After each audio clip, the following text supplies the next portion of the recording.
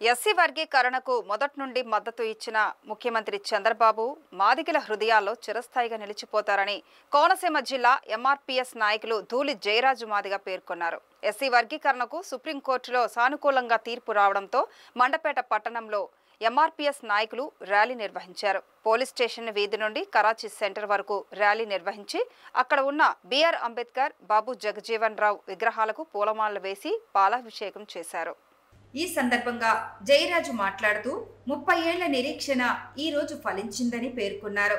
విద్య, ఉద్యోగ, రాజకీయ సంక్షేమ సంఘాల్లో మాదిగ ఉపకులాలకు అన్యాయం జరుగుతుందని గుర్తించిన మందకృష్ణ మాదిగ దానిని సరిదిద్దుకునేందుకు 1994 జూలై 7న ఈదుముడి గ్రామంలో మాదిగ రిజర్వేషన్ పోరాట సమితిని ప్రారంభించారని తెలిపారు.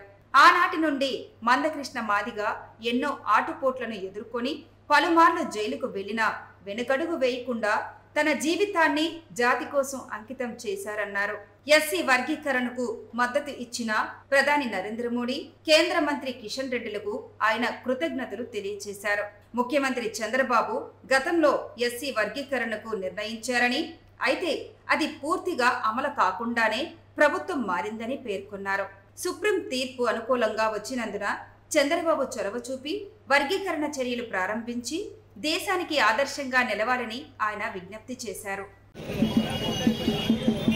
మా తాత అంబేద్కర్ ఇచ్చిన రాజ్యాంగబద్ధంగా ఇచ్చిన 15% రిజర్వేషన్లో విద్యా, ఉద్యోగ, రాజకీయ సంక్షేమ రంగాల్లో మాదిగ కులాలకి అన్యాయం జరుగుతుందని దాన్ని సరిదిద్దుకునేందుకు 1994 జూలై 7వ తారీఖున ఈదుమూడి గ్రామం నుంచి మొదలైన మాదిగ రిజర్వేషన్ పోరాట సమితిని ఏర్పాటు చేసిన మందకృష్ణ మాదిగ గారు ఈ ఉద్యమంలో ఎన్నో ఆటుపోటులు అటు ప్రభుత్వాలు, ఇటు మా మాల సోదరులు, అదేవిధంగా కొంతమంది ఆయా రాజకీయ పార్టీల ప్రలోభాలకి లొంగి స్వశక్తితో కూడా మేము అన్నిటిని ఎదుర్కొని నిలబడి ఎన్నో త్యాగాలు చేసి ఈ రోజున భారతదేశ ఉన్నత న్యాయస్థానం సుప్రీంకోర్టు సామాజిక న్యాయమైన ఎస్సీ వర్గీకరణకు అనుకూలంగా తీర్పిస్తూ రాష్ట్రాలకు అధికారం ఇచ్చి రాష్ట్రాలను అమలు చేయమని చెప్పి